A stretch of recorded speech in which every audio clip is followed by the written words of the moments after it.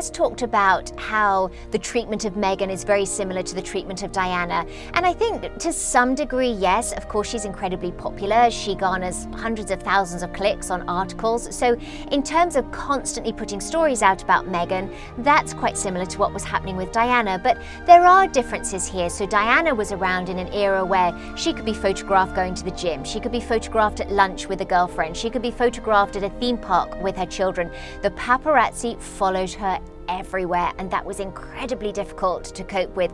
Photographs came out of her exercising at the gym. She didn't even know those photographers were able to see her.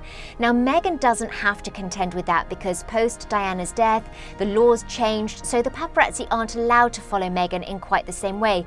The British press is not allowed to publish photographs of her off duty in the same way as they were with Diana.